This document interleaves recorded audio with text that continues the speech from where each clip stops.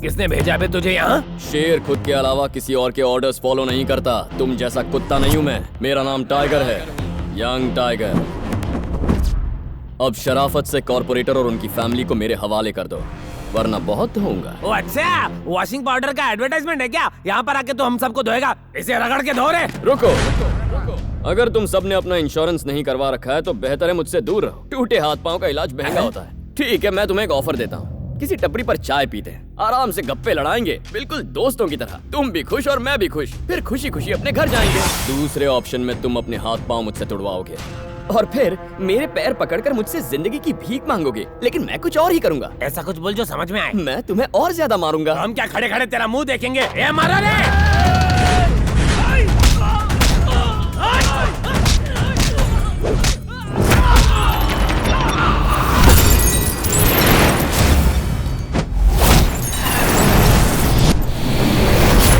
तेरा दोस्ताना वाला ऑफर अच्छा है, वो तो सुना है ना। खूब जमेगा रंग जब मिल बैठेंगे तीन यार, तू मैं और मोदी की चाय पीकर दिल का कमल खिल उठेगा। वन टाइम ऑफर था, एक्सपायर हो गया।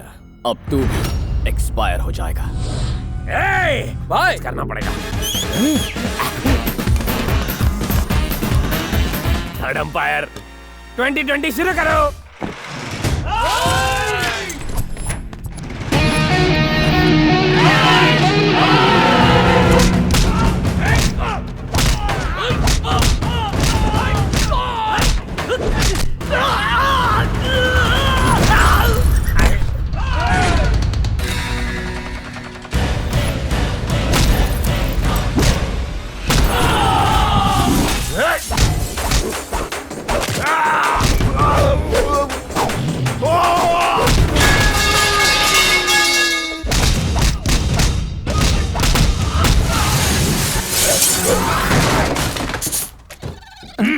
नीचे उतरो ना, बंदर मदारी से नहीं बचेगा। ठीक है।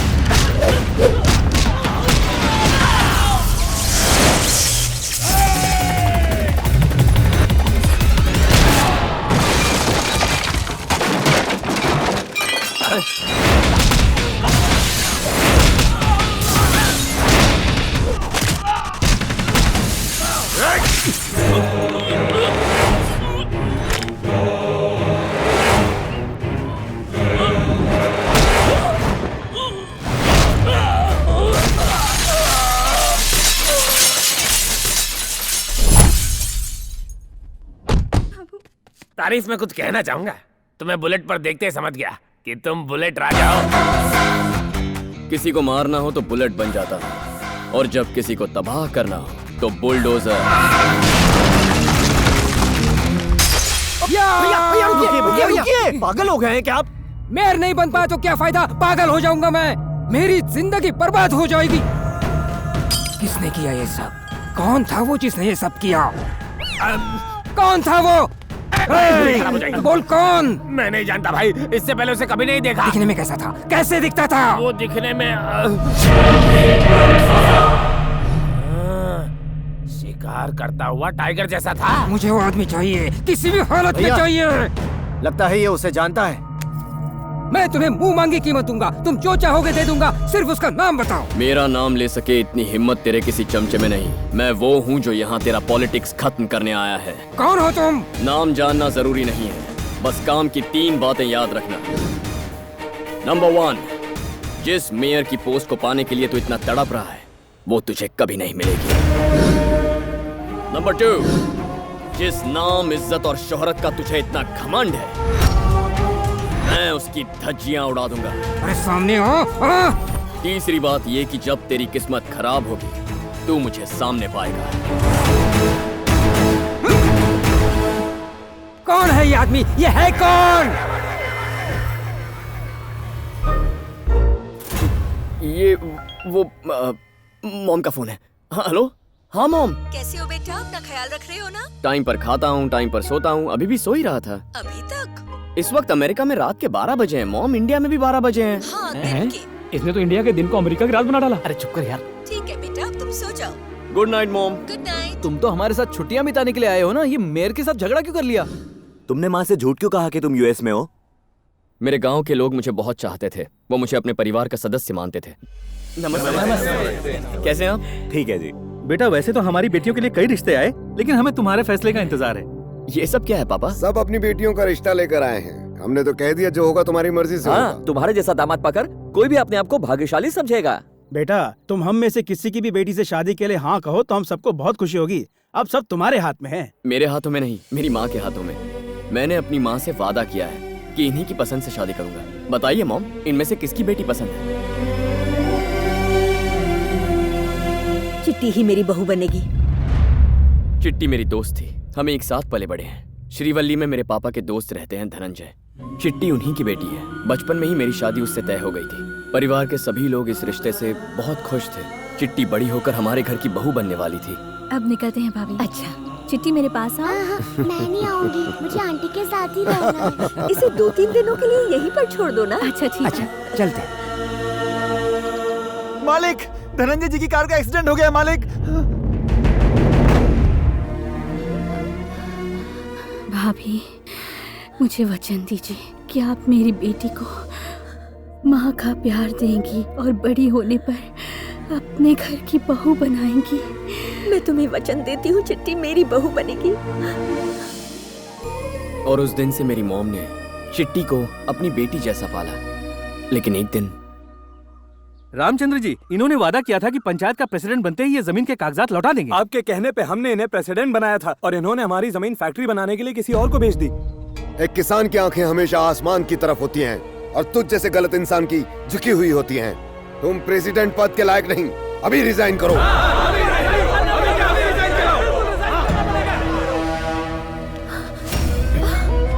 भाई साहब, तुम्हारे पति ने मेरी बेइज्जती करके ठीक नहीं किया है। अब उसे और गांव वालों को दिखाऊंगा ये धनंजय क्या बड़ा है। मैं चिट्टी को अपने घर की बहू मान चुकी थी। पापा, अंकल गांव से क्या चले गए, उन्होंने हमें भुला दिया। चिट्टी की माँ गुजर गई और वो रिश्ता खत्म हो गया। लेकिन मॉम ने आज तक अपना दिया हुआ वादा नहीं भूला है। मॉम के लिए आप ही उनके सब कुछ हैं। आपको भी उनके जज्बात समझने चाहिए। आप लोग मुझे माफ कर दीजिए, मेरे बेटे का रिश्ता पहले से तय हो चुका है।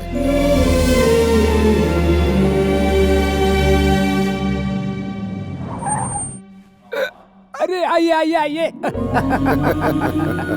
मैं कोई सपना तो नहीं देख रहा हूँ, यकीन ही नहीं हो रहा। दोस्तों, ये मेरे बचपन के दोस्त हैं, गांव में नमस्ते। सरपंच बन गए हैं। ठीक कह रहे हो ना? नमस्ते। ये सब यहाँ के कॉर्पोरेटर्स हैं। अरे आप बैठिए ना, खड़े क्यों हैं? बैठिए बैठिए। हाँ तो कहिए, कैसे आना हुआ? बात बहुत ही खास है। इनके बेटे के लिए आपकी बेटी का हाथ मांगने आए हैं। सच कह रहे हो? क्या ये सच है? ए दिवाकर, दामोदर, यहाँ आओ, आओ सब आओ। सुना तुमने? मेरा दोस्त सब पुरानी बातें भुलाकर अपने बेटे के लिए मेरी बेटी का हाथ मांगने आया है। रामचंद्र, मेरे घर में आकर मुझसे मेरी बेटी का हाथ मांगने की तेरी हिम्मत कैसे हुई? चलो उठ।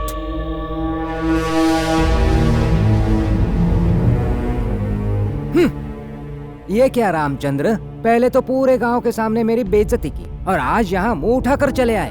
ओ, शायद तुम्हें पता चल गया कि मैं मेयर बनने वाला हूँ, हैं? या फिर मेरी बेशुमार दौलत देखकर भिखारी के मन में लालच पैदा हो गया, हैं? आज मेरा स्टेटस इतना ऊंचा है कि बड़े बड़े करोड़पति और सेलिब्रिटीज सिर्फ मुझसे अपॉइंटमेंट पाने के लिए तरसते हैं, और तू मेरे घर में नौकर बनने के लायक भी नहीं है। तेरे औकात मेरी जूती से भी कम है। धनंजय, जबान संभाल कर बात करो। हाय! मैं तुम्हारे गांव का वो कमजोर धनंजय नहीं हूँ जो तुम्हारी धमकियों से डर जाऊंगा। डी ब्रदर्स का चेयरमैन हूँ और इस शहर का होने वाला मेयर। अब अपना सर झुकाकर चुपचाप यहाँ से निकल जाओ, वरना कुत्तों की तरह भगाऊंगा।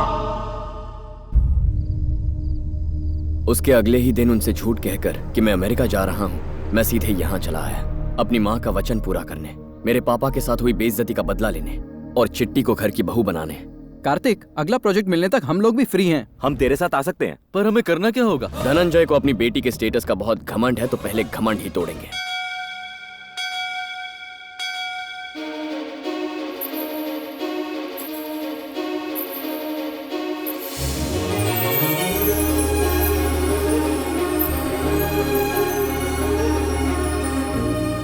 हैं कि आपके कान में इच्छाएं बताने से इच्छाएं पूरी होती हैं। मेरे पास भी एक विश है। मैं जिससे प्यार करती हूँ मुझे उसके बारे में कुछ भी नहीं पता।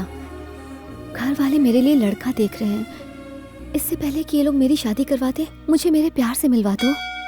दीदी, अंकल ने आपको बुलाया है। दीर्घायुष्यमान। पंडित जी, हाँ? आजकल कुछ भी सही नहीं हो रहा है। मेयर की पोस्ट भैया के हाथों में आते आते रह गई। इसमें आपकी कोई गलती नहीं। एक अशुभ ग्रह आपके भाई की कुंडली में है, जिसकी वजह से ये ग्रहण लगा हुआ है। इनका शिकार तो पक्का है। धनंजय जी, क्या आप अपनी बेटे के लिए लड़का ढूंढ रहे हैं? अमेरिकी बिजनेसमैन नायडू जी की बेटे के लिए बात चल रही है। एक बार लड़की की उम्र हो जाए तो उसे विदा करना ही ठीक रहता है। कहीं किसी के साथ भाग गई तो आप किसी को मुंह दिखाने लायक नहीं रहेंगे।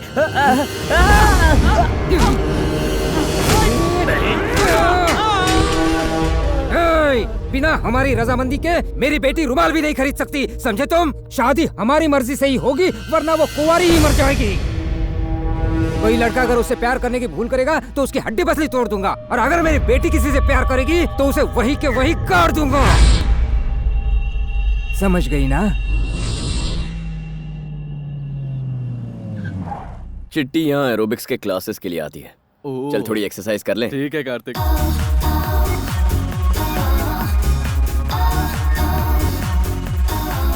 ये गलत है भाई, लड़कियां वहाँ पतली हो रही हैं, हम खड़े खड़े मोटे हो रहे हैं। अबे साइज जितना तगड़ा रहता है ना, मार्केट में डिमांड उतनी ज्यादा होती है।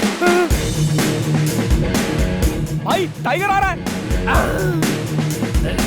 धड़कता हुआ दिल और तेजी से धड़कने लगा। ये हमसे एरोबिक्स के बदले मुजरा करेगा। चलो